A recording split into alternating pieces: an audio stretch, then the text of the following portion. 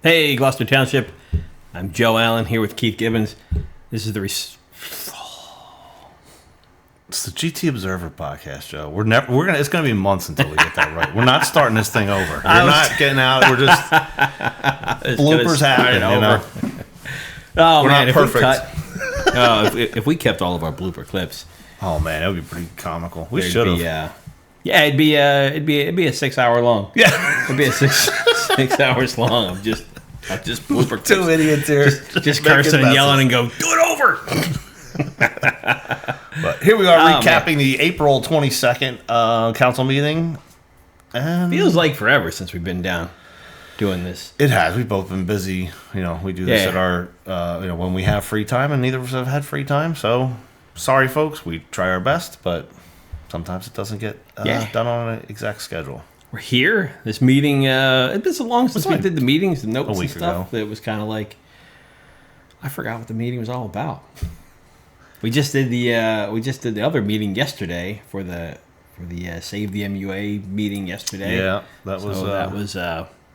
It's been a lot going on, and just remembering what's happening here is that. But to stay up to date with us, make sure you guys subscribe. Is this the right button, Joe? Yeah, it should be. Look at that. There we go. All right, so we have our website here. You can get to gtobserver.com, and you can follow us on YouTube. Our YouTube channel is, what is it? Restore? Yeah, Restore. GLOTWP. Or just hit the subscribe button on your device now. How do I get back out of here? Let's go. Look at me. All right, yeah. Switching buttons. Hitting buttons, making I'm it work. helping. So this was, like you said, I think it was the April 22nd council meeting. Lots going on at this council meeting, none of which I remember at this point. But We'll refresh ourselves with some clips here. So we started off with Ray started off. Ray Palladoro speaks a lot from the historic village of Ariel. Yeah, fiery guy. Yep. And he actually he started giving them some praise about the way that they were doing. I guess because it appeared that they applied for a grant, waited for the grant, and then started the project. However, after him trying to praise them, they clarified, no, we didn't do that. We didn't. It was just a clerical error. All we actually did, just go ahead and borrow for the money first, and then we got the grant. But we just had to do some clerical things to make it legit. So that was under, what did they say, it was Chapter 159 regulations or something like that. Yeah, so, Chapter 159 regulations. I can throw a link to that on our website. That resolution on our website with below on this video link. boring stuff there. But. So yeah, I read through it and I'll be honest, I read through it a few times just so it would make sense, and it still makes a little bit of sense, but yeah. Either way. So then we got into there was the consent agenda. Yeah, we weren't the only ones. Somebody else was lost. We're a little bit lost right now because it's been a little while since we've done this. Well, so the way that those go ahead. But this person here was lost as to where I think she was in a different meeting. Yeah, so the ordinances, the way that they're written, they're numbered, right? So it starts off by the month that you're in. So April would be what month, Joe? January, March, December. What comes to that? September. Yeah. So yeah, we're in the fourth month of the year, but somebody abstained from voting on something from February. She abstained on two things, starting with 2. Yeah, that was bizarre. So we don't know if she actually abstained on those. Did she actually abstain? If she says she did way back then. Like I think that was the land deal with some of her relatives. I think so maybe she just had the wrong packet. Possibly it was like February, but it's not comforting to know that they showed up. She showed up. She showed up to vote on the wrong things. Right, here we go. I will abstain on the resolution bills on 24-02009 and 24-0203.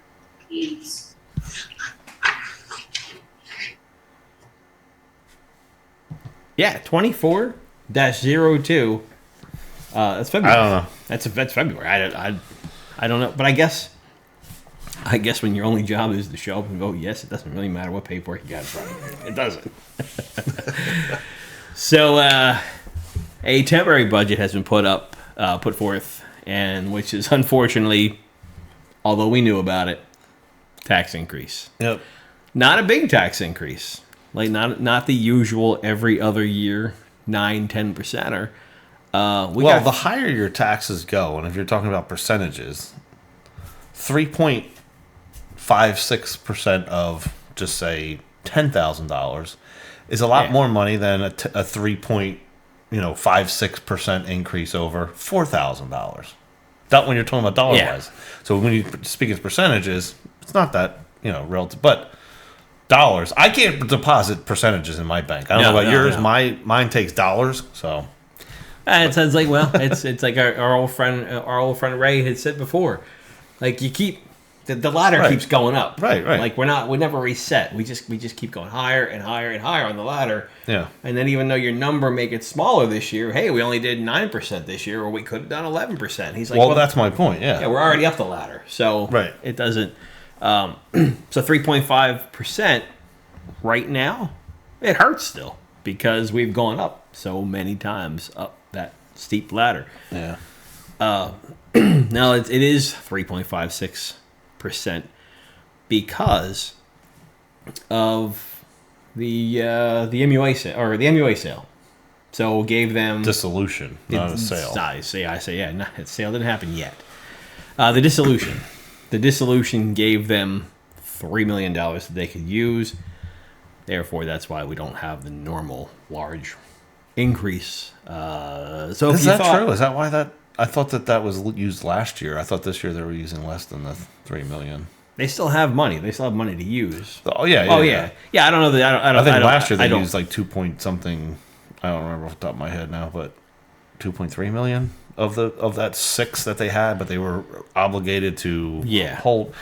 Either way, it's a smaller increase this year because of that. Yeah, I think they would also like to try to debunk our like every other year you raise taxes, and like this is a year that would be an off year to not raise taxes or to actually raise taxes, I should say.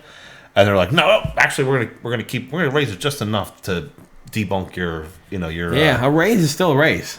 Huh? A raise is still a raise. You got people out there saying bold things and saying that, hey, if you elect me into office, I'd lower your taxes. Yeah. So best they can do is go, we can only slightly raise them. Yeah. but we had to sell some people off and we had a clip here around. This year's budget has total appropriations of $79,511,947.35. That would be an increase from the prior year of $2,724,784.22. The increase to the local purpose tax levy is $2,594,877.16, and that results in an increase in tax rate of 4.53 cents. 4.53 cents. So this is being introduced. It's just the introduction of the budget. There will be a hearing on that budget on the May 29th meeting that's pushed to a Wednesday due to the Memorial Day holiday. Yep. So put the math up on there on the screen for you because it is because I had the same questions too. We start talking about pennies and cents. Like, how does that? I think it was like 4.53, or I forget what the number was. But it's always done to make it sound like it's nothing. You know what I mean? Like everything is always like it's $1 per. Average household. It's a $100. What's the number they use? $188,000. Yeah, on your typical $188,000 house. Right. It's only going to be $20, $110 a year. But no one's house is $188,000, so it doesn't matter. Well, the town hasn't been reassessed. That's a whole a long time ago. when the average house here was $188,000. Sure. I think we're going on 14 years, if I'm not mistaken. I could be, don't take my word for it, but I think it's 14 years or 13 years that it hasn't been reassessed. So yes, that covers that. That is still going to be. That was just the temporary budget, right? Yeah, that's the temporary budget. That's still going to come up in. I believe it's part of the next meeting's agenda. I think so. It was the next meeting coming up. It'll be on that agenda too. So a lot of people said they might come out for the next meeting, just because of the MUA stuff. Wouldn't be a bad idea to be there just for to see the budget. Just ask some budget questions. Learn more than the average bear. Yeah. All right, so we had a E-GOV section, which is where people send in questions, and we had one from a past meeting that didn't get read because it wasn't in on time, and he read it this time. E-GOV, Mr. Ricardo Jenkins, that came in after the deadline 2 weeks ago, from 69 Fox Meadow Drive. I would like to express my concern related to running the yellow light. Can taxpayer-paid red light cameras be voted on? This was a 5-year pilot program that sunset. Chief, give me 2014. December 16, 2014. Okay, December 14th. And I don't foresee that coming back. Chief, do you have? I don't believe there's any interest in it. The state legislator would have to be passed at the state level. Okay, thank you. So red light cameras. I remember those. Yeah, I always thought that they were live, and it wasn't until recently that I heard that was something that was just a temporary program. Yeah, we know how you hear different information from different people, and I thought that it was somehow said it was like illegal or something like that. So I always thought that it was, but then I get red light tickets all the time in Philly that I don't even know. Like, I didn't even turn on red, but I don't know. I get them on Broad Street constantly. And then I got one in D.C. the other day, driving in D.C. on a highway, saying that I was speeding. I'm like, wait, they have them on the highway now too? I thought that was, but it must have just, like this, clip says, that it was just a pilot program here. I guess it is possible to. Man, I really don't like that. Speeding? Yeah, and apparently I was, but I didn't know that I was, speeding. Yep, I'm like, I could have swore that somebody had told me. And this was back when I didn't pay attention to anything, This, like they said, it's sunset in 2014, so I wasn't paying attention to anything there. I just heard a rumor from someone else that they don't do them because it takes away jobs from police officers. And I was like, oh, that makes total sense to me. But that apparently isn't the case. I don't know. Yeah, man, that's a little too big, brother. I remember, me, man. I got when what was it called? Easy Pass had first come out. I remember getting a ticket because I got from one point to another point faster than I was supposed to get. Yes. I'm like, that does actually make sense. That was like a big thing that was going around, and I thought it was a rumor that if you went too fast in between checkpoints, I got it. So that's why I was like, I'm never in an Easy Pass because there's no way I'm doing the speed limit. Yeah. But and then somebody said, no, it doesn't actually happen. So I signed up for Easy Pass, and I've never gotten any kind of tickets like that. Yeah. I mean, I guess now all I could do is just pull over before the stop, and then just wait, and then pull back out and go underneath. But no, I'm with this guy, man. I'm with this guy on one hand because, man, people running red lights is insane here. Yeah, it is. It's such a problem. Oh, you know what? I didn't think of it. I should have. I have 3 clips of accidents that happen on and cars flipped over, completely knocking out telephone poles. And then the other day on the on-ramp to 42, yesterday I think it was, car flipped over on the side. People go so fast and just don't have any regard for anyone else. It's just they're the main character. They got to get to where they gotta go. You almost can't go out for you go out. I don't know, just go out and do some shopping. Be out for a couple hours and just driving around. You're seeing somebody's blowing through yellow, and then when you're like, oh, you got it close, and then when you just went. And then there's still one more guy. There's still one more guy that flies by, and I always have to drive up. and see who it is. You always have tinted windows. Yeah, I always want to see what they look like, and they always have tinted windows. But like I'm with this guy. Yeah. Running red lights is it's a bad thing, man. But no cameras, no, man. I'm not for that. I'm not for the camera thing at all. All right. We had another question in from David Leader, who asked, what's the sewer utilities responsibility, and wants to know who's going to fill that role if it were to go for sale. Oh, this was talked about a lot yesterday. Our next E-GOV is from David Leader. I would like to know what each of the services currently provided by the MUA are included with the sale of the MUA to a private company. Also, will the township have any supervisory function of the services provided by the new MUA company? As far as services, I mean, obviously they maintain the system, which consists of 51 pump stations, all the pipes and convey. It's a conveyance system. They convey the sewage to the Camden County transfer station, which I believe is right on the Black Horse Pike, which then goes up to Camden. So, you know, if a private company were to take over, they would be responsible for service of all the pump stations and obviously the infrastructure, which would include all that piping, generators, and so forth and so on. There is a service that the sewer utility, I'm not going to use the word MUA because it is not in the authority that the sewer utility continues to provide. And that is to do cleanouts on private land with the permission of the homeowner.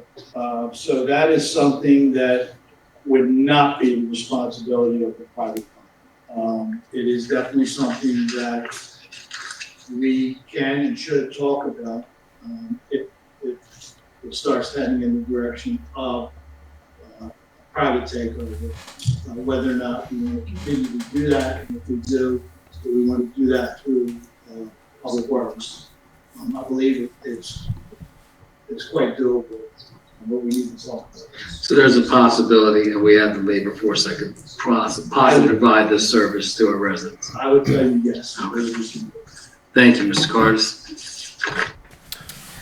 So yeah, can, should, those words you use often, and they were used a few times in that thing. And if you know that the way that they usually, use language, they basically said, yeah, we can and we should do that.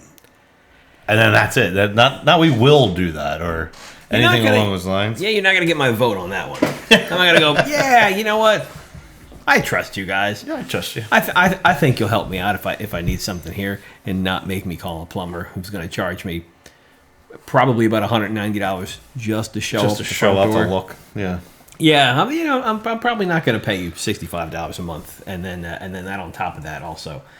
Yeah, we'll see how that plays out in the future here, but it's not very comforting. There was that last meeting. I don't know if it was the last one. One of the recent ones where a newer person came out and they gave him an answer like that. And he was there to go back and be like, can and should, but what about will? And and they didn't actually answer, but they also didn't answer the part where David supervisory asked, role. Will there be a supervisory role? Skipped right over that. No, I would imagine. Yeah. I mean, I would imagine some of these guys will probably keep their job. They'll just be, they'll become American Water employees because you kind of need some kind of handover, even if it's only temporary.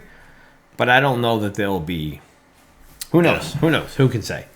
But but that part wasn't answered. So then we get into budget questions. We're on the kind of borrowing questions around the habits that we have around town of borrowing, right? So this was clip 5. Should we play this first before talking about it? Our next E-GOV is from Jen O'Donnell. I have sampled many projects indicated on the capital budgets over several years. Between the money borrowed and money spent, there has been a 33% difference. With that in mind, we have borrowed 33% more than we needed for any given project. Gloucester Township notoriously gets grants for some of these projects, and the grant money has never been used to pay down the debt. According to Mr. Cardis, it's because we don't have to. We also don't use the excess money we borrow to pay down the debt. Again, Mr. Carter says we don't have to. If the sale of the MUA goes through, council will state that the proceeds can only be used to pay down the debt. Are there any loopholes?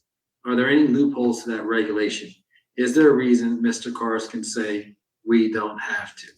Not to my knowledge. That it is from the information that I've read and the legal counsel for the township that proceeds from the sale have to pay off the debt of the township. Mr. Cardis, you want to add anything to that? No, you're correct. The first amounts of money received, proceeds would be used to pay off the sewer utility debt, which is what was previously called NJEIT loan money. It's now iBank money. So that would need to be paid off first. Then you would also then have to pay off any notes that the township has, any iBank loans, because we do also have iBank loans that were previously NJEIT that were for drainage projects that we completed. And then you would also need to pay down the bonds if possible. And I say if possible because you would have to, in all probability, wait till there's a call option on the bonds or if the bonds mature. So you would set aside money in escrow to make those payments. And then if there was any money after which, I believe it would go, my understanding is it goes to surplus and it's unrestricted in surplus. They love unrestricted money, so. So yeah, it is a complicated thing. They keep talking about, all right, if stuff goes through with the sewer utility that we're reminded is now the new name, if stuff goes through with that, then we have to pay off debt. But part of the question here was, it's been said before, we can't just take the money that we have and throw that at the long-term debt that we have. It's like $70 million, probably more than that now. Yeah. In debt the township is. They can't, if they were to get $20 million for the sewer utility, they can't just say, okay, now we're $50 million in debt, because a lot of that is long-term bonds.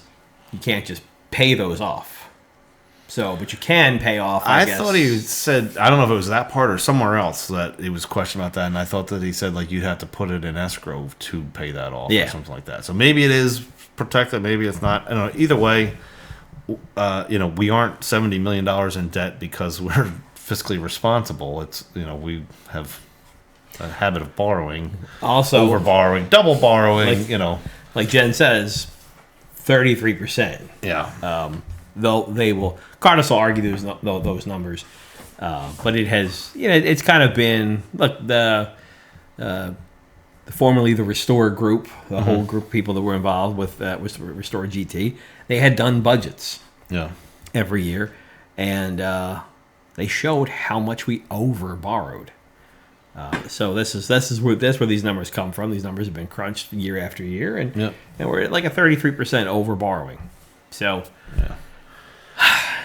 what do you want to do? What do you want to do with this one? Next up, we're not gonna play the whole set of clips and questions, but this person has their own entrance. But the fire departments have the mapping program.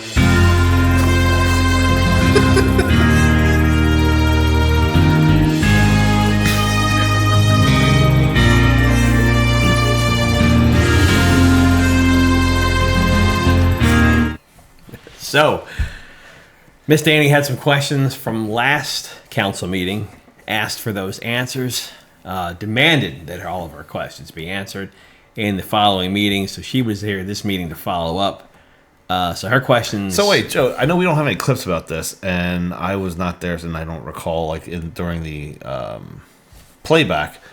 Did they automatically answer these questions during the E-GOV section? Is that where they came from, or you don't recall either? No, what they did was they did not read these during the E-GOV section.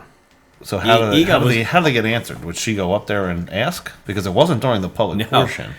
It was. Oh, it was during the public portion. It was. It started off the public portion. So they said, we have all of your answers. We're going to read them back for you now while we start the timer. Okay.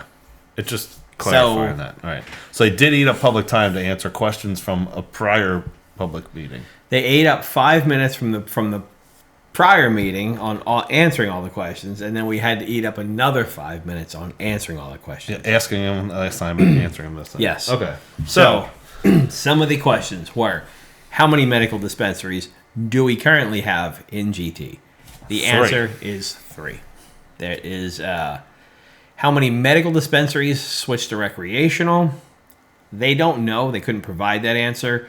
As far as I know, I think they all are medical and recreational here in Gloucester Township. I don't think know. that's how they're all working now. I don't know that there's a distinction between the Right. two now. The medical was like a distinction when recreational wasn't legal. Right. So that there wasn't a need for the distinction. Now I don't know that there is. So. Yeah, I don't know if there's any. I don't know if you get anything about. Like I wonder too. Is there still a need for medical, or like maybe with medical, do you get it? Is it covered some way, or is it just lower priced? I don't know. No idea. So she has a thing about Honey Grove, which is the Friendlies. It used to be The old Friendlies, yeah. How did Honey Grove open with a convicted felon operating it? We went over this one before, so we won't go too deep. And yeah, look, these are not approved by the township. These are Right. approved by the State Cannabis Regulatory Commission. And also, she got the owner confused with somebody else. This guy was not in prison for 30 years. It's impossible with the amount of schooling and the amount of we did go background over that he's before. had. We kind of dug through and saw what the guy was all about. And he's like a physical therapist. Who's in charge of the State Regulatory Commission for the cannabis? Isn't that somebody from Camden County's wife? Is that Dave Mayer's wife? Or is it, no, she's the surrogate or something? Maybe it's Jeff Nash's wife? She's county surrogate. Somebody, know. whoever is, there's somebody connected in that role over there, though. Oh, I didn't know that. Yeah, there definitely is. But yeah, look into I don't know where she got the information on this guy, but that is not something that we found to be true. She also wants to know, why won't the police stop the Black Diamond Hookah Lounge from operating? They don't deal with Board of Health issues, which is what she is claiming, that they're smoking hookah and spitting all over the place. Yeah, there's spit everywhere, she said, and we got all these diseases, and one, because it's not illegal, because hookah is not illegal, but that from what we're told here, Gloucester Township Police case 2024-17461. They opened a call. The GT Police opened a call with the Camden County Health Department on some of the stuff that she brought up. Okay. I don't understand why they did this. I don't understand what role they have in that. Yeah, what role do they have to go in there unless someone goes in and says that they found Who knows something going on there? I didn't understand why we did that. I don't know if that was just to quiet her. But yeah, and also the police don't investigate health concerns. That's not their role. They enforce law. Yeah, they just. One of the other questions is, why are there no medical detectors in schools? And it is also not a council matter. It's not a council matter. From what I gather, it's not really even a police matter. It's kind of a school issue. It's a school. Yeah, it's up to the school and the school boards, I guess. She when she was talking about the Black Horse Pike Regional School District, but then was inferring that we don't have them in the elementaries, which is two different school boards also, and that's where she was bringing this issue to be, police or a council issue, and it really wasn't. Oh, okay. And comparing the two, high school to elementary, is kind of two completely separate things. Oh, look at that! My disclaimer. Got you a little disclaimer here, yeah. So anything comes up with the school, we'll just throw that up there. We'll just throw that up on there. So yeah, that was answered by that's a school issue, not a council issue. How much money are we receiving from cannabis revenue? Right. There's a 2.2% tax that goes to the township for cannabis revenue, and in the previous year, $38,960 was generated from cannabis sales in GT, and I believe that was only for there was only one operating cannabis dispensary. Right, so that's not for the 3, which is the question to the answer earlier. This was going back because we haven't recognized those revenues. Yeah, from this that is tax. This is the 2023 year, and I don't know that there were only one had opened in GT before the end of last year, and I think it was right at the end of last year.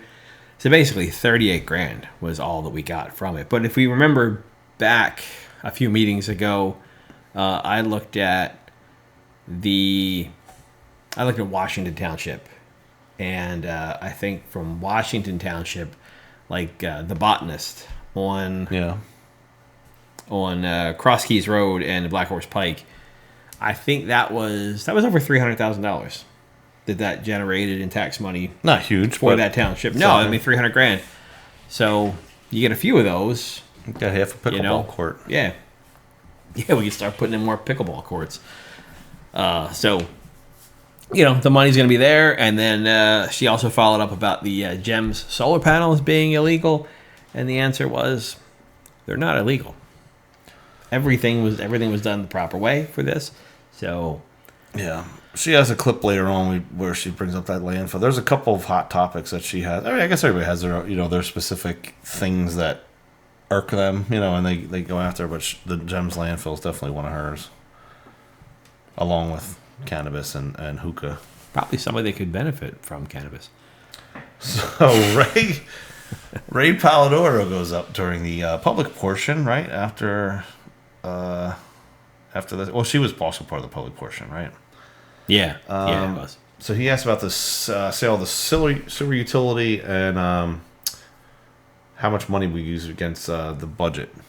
Is she the CFO, Chrissy Errett? Yes. I don't know how is that how you pronounce it. But she was asked, and it seemed like she didn't know that her name was Chrissy. But yeah, she had to be told. She's sitting right there. They're talking back and forth. They're mentioning her, and she's just sitting there like. Right. And somebody's like, "Hey, it's you're Christy. That's you. That's you. Oh, me. You might want to. Maybe you could just. Maybe you could take this one here. They're saying your name. Good evening again, Council. Ray Polidor from Ariel. Good evening. A couple of quick questions. The temporary budget has been introduced with a 4.53 cent increase. That is. It's not the temporary. That's no, the introduced. You still have $1.5 million that you grabbed from the MUA you did not use last year. Does that include this into the general budget? There was an anticipated amount from the surplus of the sewer utility. Again, you refer to it as an authority. It's not an authority any longer. That has since been expanded. Sarah, do you have the amount that you put in there? $2,005,000. So a little bit over roughly $2 million is anticipated. Of the former MUA funds. The former MUA. And that is still leaving $3 million that the what's that board that approved you to? I can't think of their name at the moment. Talking about the local finance board? Local finance board told you can use half of the 6. Is that you still have preserved that $3 million? That's what we were told in 2023. It was not applicable to any future years. What it was applicable to was 2023. I don't know what the remaining balance is. So you've dug into more than $3 million at this point? I would say we're beyond $3 million, probably by about 800,000. All right. So you've got that extra money again this year, and you still couldn't find a way to balance the budget, bring a responsible budget without a tax increase? I believe this is it. Yeah. What's that? That wasn't the part where she didn't realize that it was who she was. Wrong, no, yeah, it was wrong clip. It's a different part where they're talking about her, and she doesn't realize until afterwards. But that's later on. You'll get that. So stay tuned, folks. Yeah. So yeah. So yeah, some of the money went towards it. It looks like they're borrowed or they're using $800,000 over the $3 million that they were allowed to use, is what Ray was pointing out there. I don't know what the time frame is of what allowed means or anything, but he said $800,000 over the $3 million that they got from the GTMUA dissolution. So the next clip here is it's Ray. It's Ray again, but Ray's gone up there and he's criticizing that we're losing all this open space. The township has all this open space, and he says we're spending more money on it, but we're not actually getting more open space. And then he gets ripped apart. Like, oh, really? That's the voters' fault. Yeah, there's all. Well, he's saying we receive all this money from the state, which is still taxpayer money, for open space, and he's kind of like, hey, why aren't we using this to preserve more open space? So yeah, let's hit the clip here and we'll check it out. You keep bringing more and more revenue in, which, never mind, it leads to my next question. So open space levy, the more I see open space money being spent, the less I see it being spent on preserving open space. It seems that you use a majority of it, correct me if I'm wrong, on pre-existing projects. When do you, or what percentage would you say you're using open space money that we're taxed for to actually preserve more open space? As we're seeing more and more developments in the township, what is on green land, it looks like our open space is diminishing, not increasing. But yet, the open space levy funds that you have, I don't see them being spent on preserving new open space. Can you give me a percentage of what that money is being spent on if it's not new open space? How about if I do this? How about if I email you tomorrow the referendum that was overwhelmingly passed by the voters of Gloucester Township, I believe by 80%, and you read what those monies can be used for, and then rethink your statement in terms of what you're telling me. It's not to acquire open space strictly. It is for various things dealing with recreation, as far as it can even be cutting grass. It can be anything to do with open space and relative to that. And you should read the definitions. I think if you It can be utilized to preserve and maintain open space. I think if that went on a referendum today, I don't know that it would be as successful. Would you like me to send it to you? Oh yeah, I would love to see that. Thank you. All right, so this is one of those things. He's an angry little man. He's an angry little Beetlejuice. He is. So we've talked about this a lot recently. How things are worded on a ballot. Mm-hmm. Now, if you see something on the ballot that talks about allowing money for open space, most people, 80%, said yes, I'd like to allocate money for open space. Well, if you did get open space, they're 100% right. You have to maintain it, so you have to spend money to maintain certain parts, depending on what it is. Like if there's like an area like Brian Burns, I believe his areas that he was talking about getting or has helped, facilitate. They're more like wooded type of of areas where an open space could be a plot of ground that needs to be mowed so that it's not not overgrown. I think what Ray's problem is in this scenario, and I'm not trying to put words in his mouth, and if we have to maintain it, that allows us to then use outside vendors to pay them out of money that was, you know what I mean? Well, I think that's part of when you see somebody over at Swamp Park putting mulch in, and you're like, what are we doing over here? Right? Why is this there the in the most first place? useless park ever? But we're probably using maybe open space money. Yeah, I don't know if that to is pay or not, someone who is a donor to do some work on a park that nobody uses. Right. But so back to the ballot thing.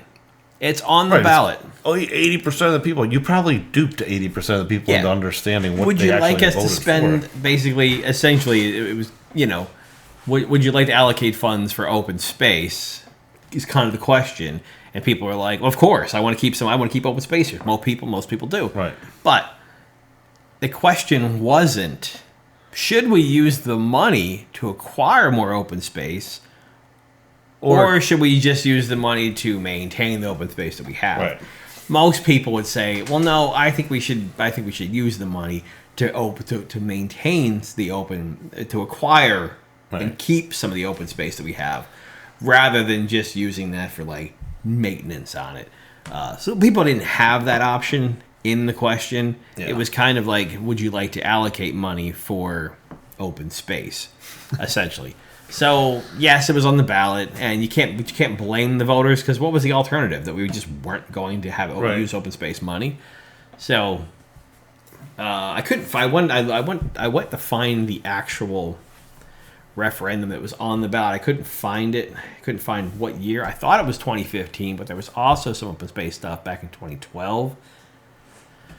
So the actual wording. Well, maybe he did email Ray, and maybe Ray can get it to you. But yeah, I forgot to get with Ray and ask him if he had any information on that. So after Ray was up there, Sam Sweet went up, and he asked a question similar to a question that I have. His was more about if the MUA sale to a private company is voted down, do they have the ability to put it back on the ballot a second time?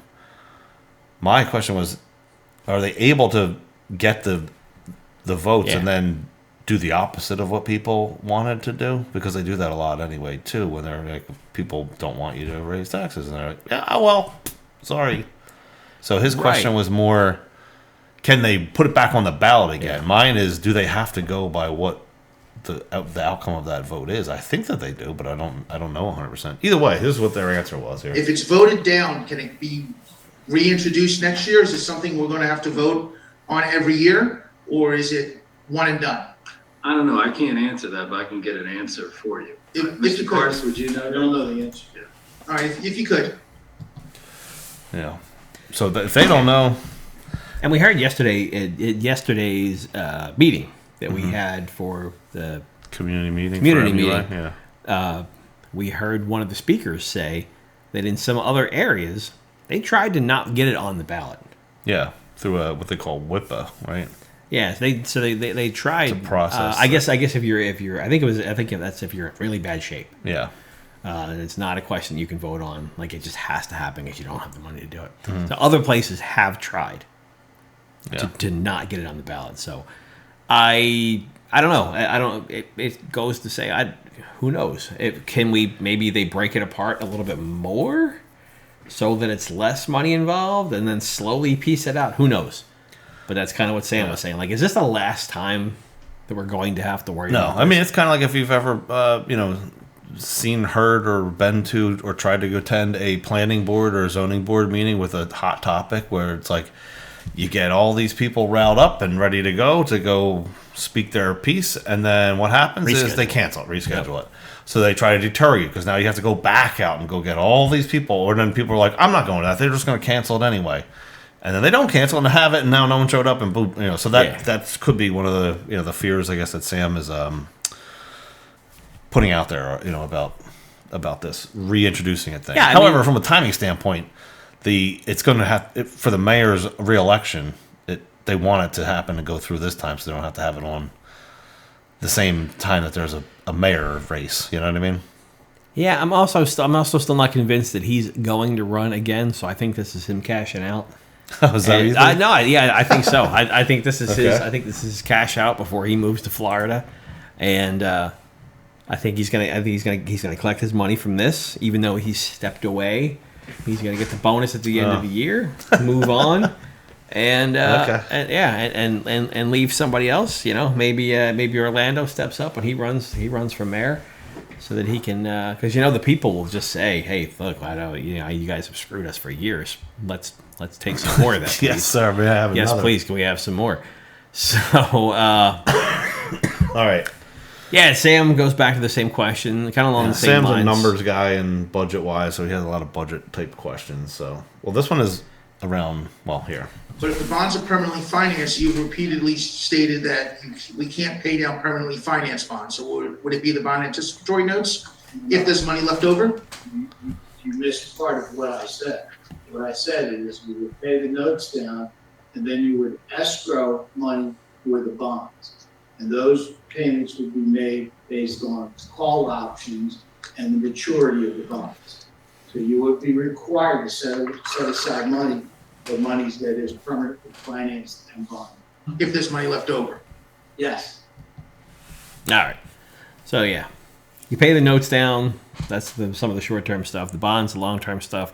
You have to put money in escrow for it. You can't just pay them off because they're bonds. So that is, we kind of talked about that a little bit earlier too. The budget documents. I wonder if Sam got the budget documents because the budget documents weren't ready. But then Sam's questioning, and this is where this was a whole time. There's multiple clips around this, and this. Go ahead. What we were saying. I'm sorry. This was the part where Sam's talking about Christy, and she's just not there. Right. So this is it here. Yeah, clip 10. Yeah, clip 10. In the past, with the introduction of the budget, I've asked for the revenue budget, preparation worksheet. I'm being told that I have to now Oprah it and wait the required 7 days, but I believe Oprah says that if it's available, I'm allowed to get it, and I've gotten it in the past, usually the day after the budget is introduced. So why have I gotten it in the past, and this year now I have to wait 7 business days? Mr. Corus, is that available for him tomorrow? I cannot tell you that you didn't vote. That's the message I got back from the clerk who got it from Christy Ered. My understanding is Christy Herrick did not say you need to vote. It'll be available tomorrow. What time can you come and you can coordinate Well, that? can you email it to me, like as you've done in the past? I don't know how much is there. I think that you get a considerable bit of information. I think it's the entire packet of council, so I'm going to tell you, no, I'm not going to email you. All right, so between 9 and 9:30 tomorrow? You have I can email. You want to email it to them? It's just, I can email to you. I don't have the revenue portion filled out yet. So if you want that, it won't be available by 9. I have the expenditure side filled out, but not the revenues yet. If the revenue portion isn't filled out, then how are we introducing a budget tonight? Because I don't use that software to prepare the revenue side. So I then- don't use that particular software to do the revenues for my budget. Okay, so then what do Council you, has the revenue for the budget.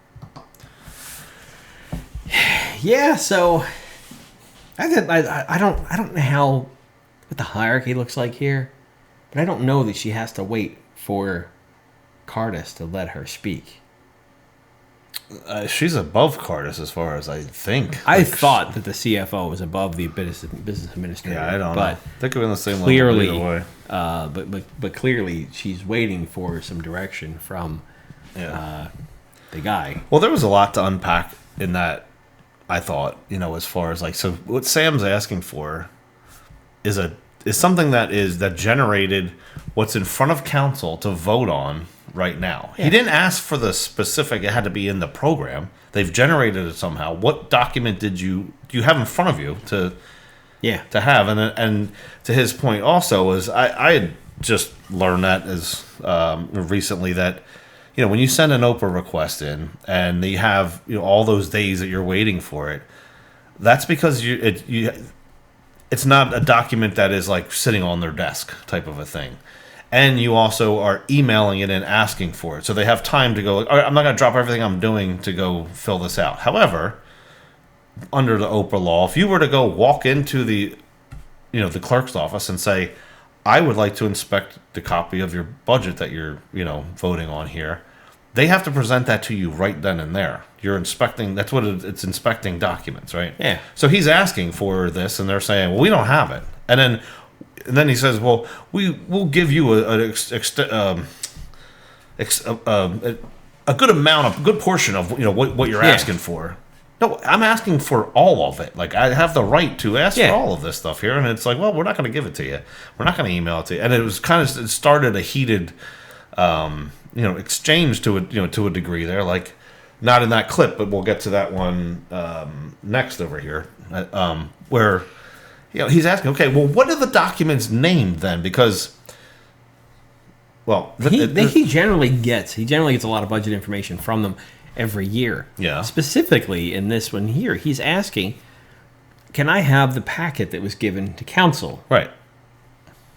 And council being our representatives, I mean, they're up there to represent us. Should be. Hey, we should be able to see what they see. And the budget should be transparent. I mean, that's it should be. So there shouldn't be something hidden about that. So yeah, I mean, essentially, they could just say, "Hey, after the meeting, I'll give you my packet." Right. Here, yeah, after the meeting, here's my packet. You can see what we saw. Right. But the question is, were they even given anything? I'm sure they were provided stuff. Whether they understand it, look at it, or ask any questions is another question about it. Do they even I'm have sure to they be do given ask anything? questions. What's that? Do they have to be given anything? I mean, you would hope that somebody would be asking. If they weren't given something, they would say something. But I mean, one knows? council member excused herself from something that wasn't on this. So I mean, they just That is true. They have coloring books. But yeah, so the town solicitor decided he was going to just tell Sam, you should just Oprah that, so make sure that you get it. And he explains what Oprah law is, and I'll talk about that later on. So what was I think we're about 13 here. It's my understanding if I want to see the packet that council got, I have to Oprah it. Is that correct, Mr. Carter? Well, for clarification, that's why I made that statement, because you were going back and forth between council president and business administrator, and the CFO is what you wanted. And there was a lot of difference of interpretation. That's the purpose of the Records Act. You put in writing what you want, you get what you put in writing. This back and forth causes you to complain, well, I didn't get what I wanted, and government to say, well, we gave you everything you put on the record, and you're saying that's not true. That's why it has to be in writing. Now, the council is trying to accommodate you, and business administrator is trying to accommodate you by saying, what do you want, and we'll give it to you. So, back and forth, I heard 3 or 4 different interpretations. It couldn't have been clearer. That's why I made that statement. Okay. Does council have a packet, a budget packet today? I have a budget packet, yeah. Okay. What are the names of the reports that you got so I can make sure to Oprah them? Okay, some of those are not official reports. They're not reports for the evidence system. Not what he asked. I understand exactly what Eric is talking about. Mr. Sweet is getting a realized revenue report that is coming from the admin system. And that is a standard report, correct, Mrs. Eric? That is produced on that system, on that accounting system. You also got last year, you received the state budget document, and you also received our detail, which has every single account that is in the state budget document broken down by supplies, professionals, the gasoline, all that stuff. It's all broken out. And that's what you received. Yes, but that's still, and thank you for all of that. That still doesn't answer my question on the documents that President Mercado has in front of him. I'm just gonna say, when you do your Oprah request, put you want the packet that was provided to council. We keep going back and forth with this. Just say you'll do it, okay? And put in the Oprah, and then we'll give it to you. Okay. Okay, we just keep going back and forth. We'll just give it to you. Put in an Oprah request, okay? Say, Okay. I want the packet that was given to council members. All right? And you'll get the packet that was provided to you. Okay. That's what you should be. It's kind of a surprising turn of events there, where Orlando got mad at the whole back and forth. Everybody, thing, I guess, yeah. I mean, how draining is it? This is that. So how drained he got over that exchange here. This is how we are every single meeting. When you ask a question and you get an answer to a different question, or you get this or that. So I just part of what Sam probably wants to do here. Put his budget together. A citizen. Well, he wants to do. Yeah, he probably wants to do another citizen's budget, but he also wants to know how informed council is on what they're voting on. Yep. Because look, behind the scenes, everybody pretty much thinks they don't read any of this. They don't understand any of this. They're only here to say yes. So Sam wants to know, what have you been given?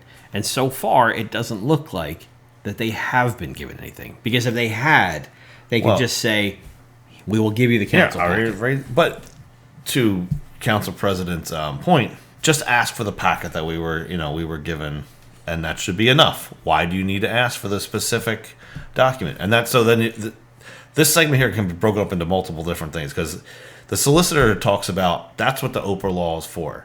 And I've gone through this recently with the police department trying to get some information, and you need to be very specific of what it is that you're asking for, because that is what we're going to give you. When you ask it this way, that doesn't exist the way that you worded it. So it's all lawyer speak stuff, right? So Carl, you're saying this is to protect, us as the governing body. That we didn't provide you what you asked for, but this is what you asked for, and that does not exist. So Sam's trying to clarify, okay, what are the names of the reports that are on there? And then they're still giving them a problem about it. And they're like, it's very simple. Just give us what this the packet is that, that you have there. Why do we need to be so, you're not transparent, or you're transparent? Which way Which way is it? So, look, what's her name there? The one that's still in February. Oh. She apparently has one unopened. She could just hand that. Look, I'm not using this. Take this. Yeah, take this. Oh, that's funny. So, I don't know. I don't know what we're doing. But you know another part that I was saying, there was multiple parts of that. Do you find it funny that the memory of the business administrator about what documents Sam got a year ago is right at the top of his head? He knows exactly what documents it is that Sam gets. However, if there's an important topic, even if it's on the agenda, no idea. I don't know what that is. I'd have to look it up. Oh, yeah. How do you remember what documents Sam got a year ago through an Oprah request? Right. But you don't remember, how we're going to spend, I don't know how many millions of dollars we took out of it. Come on. They are so good. They're so good with monitoring the people that are looking at them. Yeah. So good. Oh, yeah, but not any good at they know exactly what document he got. They forget everything that they've done, but they know everything that you've done. That's right. So, anyway, we did that here. The Gems landfill, huh? Yeah. Well, let's see here. Gems landfill. I messed up here. You messed up. Clip 11 here. We're just gonna go right into it, Joe. Well. Or do we do the intro again? She already entered. She already entered. She's still here. The other company, I don't know how much you're making off of that, too. So where's all that money go? That you say you broke? That we broke. No, you're broke. This township is in debt. You're making a ton of money off the landfill, off the solar panels that are not supposed to be there, because the landfill itself, I lived in Ariel, and I got a $300 check when I was teaching college at Camden County College, because my kids and I could have had cancer, okay, from that whole area. Homes were thrown apart, but the ones in front of that Gems landfill in 1993 to 2000, 2010, 2015, because of that Gems landfill. Did she say she got a $100 check? I think she said 300. 300? Yeah. Here's $300 in case you get cancer. Something like that. They forgot a lot of zeros, I think. Yeah. Unless costs have really gone down on cancer treatment. Yeah. But see, what she was saying in there is that you're getting all this money, and where's that money going? And I thought this was like an important clip of the people's or what do you call this? Their scale of like what they think a lot of money is. Yeah, is all relevant, right? So she's saying like, you guys are getting all that money from the solar panels. It's like $1 million over 20 years or something like that. It's next to nothing. Like, it doesn't even pay a brand new employee that's just getting hired salary these days for the year. You know what I mean? Yeah. And then people are like, all the money they're getting from the landfill. Like, that's really not a lot of money. Yeah, it's there's in fact we're probably paying a guy to read the meter, the amount of money that we're making from it. Right, so it's it's $1 million over. I thought it was 10 years. Yeah, maybe it's 20 years. But still, I think we are $70 million in debt. Right. Well, probably a year or two ago we were $70 million in debt. $1 million over the next 20 years. Yeah. It's not a ton of money. Yeah, I just thought that was an interesting, that's how a lot of people think, like, oh, they got, $300,000 for, from or $38,000 from tax revenue from cannabis. In fact, okay. Yeah. In fact, if she thinks that that's a lot of money that we're getting from the solar panel, well, we're probably going to triple that in cannabis money. Yeah. Which she hates cannabis. So that's true. Maybe she comes around now. Could be. Very could be. The other, well, I'll get into that one later on. But she brings up something about that $300 that you were talking about, or the $100, whatever amount she said, is something that she remembers well from the past. And we get gaslit around here a lot about different things. We, as the GT Observer, had reported on something because Miss Danny had brought up about uranium, and Miss Coyne was up there talking about uranium. And then there are documents that have uranium, in there that we linked to and showed people. Here, go read it for yourself. We didn't say anything about it. We just say, here, this is what they are referring to when they're talking about this uranium stuff. So I'll get into that in a second. Well, no, but she played. Where were we at? 14. So here's another one here. That will close the public portion. Polling directors, Mr. Carmer, you had something to say. Should I jump the line on him? Nobody's first. Mr. Carmer. In response to Ms. Coyne, Mr. Carmer has some information. Right, there was some questions presented to council last meeting involving the Jim's landfill. And the question specifically is the creation of the phase 2 trust agreement. That was created by a federal court's case. It was called the consent decree. It was a federal court document where all the parties to the action were involved, and they consented to create a phase 1 trust that ran from 1979 to 1999. We created then a phase 2 trust that ran from 1999 to 2019. So in 2019, the trust that was referenced at last meeting, the council, that terminated in 2019. The New Jersey DEP, along with the EPA, took over control and management of the GEM site, and they had that control.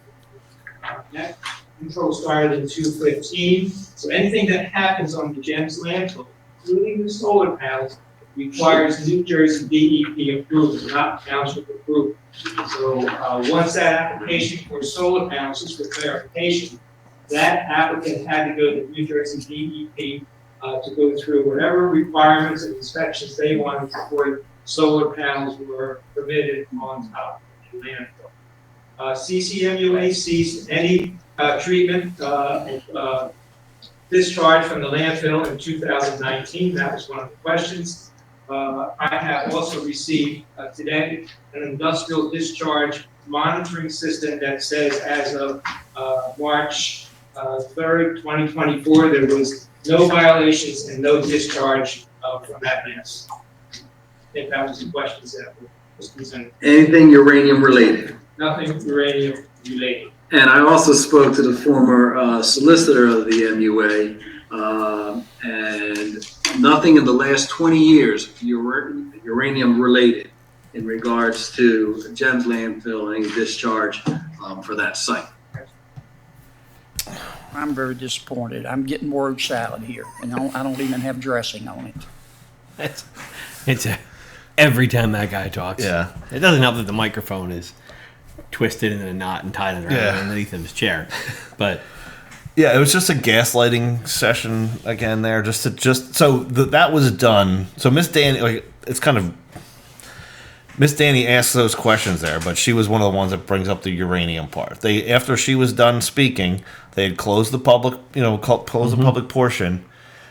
So now no one has the chance to rebut what's being said. So they had this all along. He had that statement prepared, just like they had the answers to her questions that they read during the public portion. They knew they were going to read this, but let's do it after the polling with the records. This is the time where no one's allowed to rebut what they said. So what they're trying to do is gaslight you and be like, oh, no, there's no uranium, not anything. You didn't. The whole word salad that you put out there was about the timeline of the trust. At what point did that? No one disputed anything about the trust. Somebody did ask a question about who's the trustee, I guess, right now. And I said, well, that stopped, a couple years back, and then they asked other questions. And uranium had to be one of the things. But what they did was just go on a whole tirade about the trust, and then be like, was there anything about uranium in there? Nothing about uranium in the trust, timeline. You're right, there wasn't. That wasn't the question that was asked again. So thank you for just but they're just trying to brush it under the rug. And people like Danny, Yeah. who's been around for a long time, remember that well. I guess she must have been somewhere around that, and she received money as, like hush money, basically, to, here, don't say anything. If you get cancer, we gave you money, we gave you money kind of thing. And they're trying to act like it didn't happen or something. Like, I guess, is it bad for business around here? Like, people don't want to move. Like, oh my God, it's already been brushed, swept under the rug for a good amount of time. Now people are starting to forget that happened. You know what I mean? It's like, yeah, it makes you wonder. Do the new people moving into the area? Do they know that? And that's what I'm saying is, are they trying to shut this up and put a squash to it because, and other people in the town too. I guess they don't want their property values to go down if it's something that. Yeah, is brought back up as not saying it's going on now, but if you can talk about history, can't you? I thought we want to talk about history, don't we? I don't know. Reminds me, it's like my aunt and uncle acquired a house way out in Pennsylvania somewhere, and my uncle says he goes, there's a big mountain behind the house. And my dad went out there and he goes, that's a landfill. That's a dump. Yeah. So you think then all the new people coming into the area go, oh, I bet that's where Ski Mountain was. Yeah, that must be Ski Mountain. Is that Pine Hill? I didn't realize that was Pine Hill. That was where Pine Hill. I thought this was that must be where Ski Mountain. Yeah. Well, they got solar panels on the Ski Mountain. It's nice. They got a mountain right here. Yeah. No, yeah, it's way back. I mean, if you grew up here, when you drove down past there, it was not a pleasant smell. Like, it openly stunk. What? In Really? that area. Oh yeah, it openly stunk. How long ago was it an active landfill? I'm not from this area, so I'm not sure. I remember as a kid in the 80s. I remember it stinking. I don't remember. I could have sworn that it was somewhere in the 80s that it was closed down. Okay. But I forget. I could be wrong. I know it definitely stunk. Like, as a kid, it definitely stunk. And then I think I had a friend that moved into one of those houses temporarily, like right in the front. Yeah, there's maybe 8 houses or something like that? Is that what it is? Like, yeah. Right on that road. What is that road there? Ariel? It's Ariel, yeah. Ariel Road? I had a friend that temporarily lived in one of those houses there, and it was just I was always just kind of sketchy being there, thinking, that's a lot of weird stuff behind your house right there. And even what is it, hidden estates or hidden something. Yeah, there's a little development back there, right? Beautiful development across the street a little ways. Some beautiful houses back there. I loved a house back there when we were moving back to New Jersey. Went back there and saw it, and I took some pictures of it. And looked out the window at the mountain. You're like, oh, that's not a mountain. That's no. I actually looked. I looked at 2 houses. I looked at one around behind it. Okay. Big house, man. Really big house. Really impressive. But when you looked out back, it's right there. Yeah. And my wife, not from this area, she's like, what's all that? I go, that's a dump. She goes, well, I don't want to move here. So we went across the street over there. It was a really nice house. It had like the stair, like we wanted a certain staircase and stuff like that. And it was perfect. Yeah. And so we talked about some of the houses we liked. My aunt drove from my aunt who lives in Clementon right now, drove all the way out to where I used to live, 3 hours away, to tell me, do not move there. Really? Yeah, she is. She said, do not move into that neighborhood. She's talking about the air that comes off of it, and it's not safe. And, well, I remember it was the 90s. Because it was in high school, and I went to a private school, and there was people from all over the place. And my best friend, he lived up in Broadmoor, so we would come up here, and there was somebody that he knew lived back there. And we were never allowed by his mom to go pick him up. Like, we had to go pick him up and bring him somewhere because we're not allowed to the house. So the 90s now were, I think that was 112 years ago, right? The 90s. So I know, yeah, right? it was a long time ago. But anyway, yeah, so that's pretty much the recap here. I think we're going to wrap up this show here. I'm just envisioning what? I think the ET guy suits. Yeah, it was great. You're not allowed over Pete's house. We're here to get Steve. We'll pick him up, but you can't go over there. He's got to come over. We got to wash him off before he. Yeah. Yeah. Well, that's the only part I knew about it. It was like something going on over there. But anyway. All right, folks. Hey, thanks for watching. And if you haven't subscribed to us already, hit our YouTube page, subscribe to us. Go to our website, throw it in your favorites, check it out every now and then. We've got content on there, probably once a week on there. So keep you up to date on what's happening with the council meetings, the sewer utility thing that's happening right now, and anything else that comes up in the whatever's going on at the moment. Check us out. Yeah, we'll be on it, or just be Keith in a parking lot somewhere with a camera. So, we'll see you guys later. All right.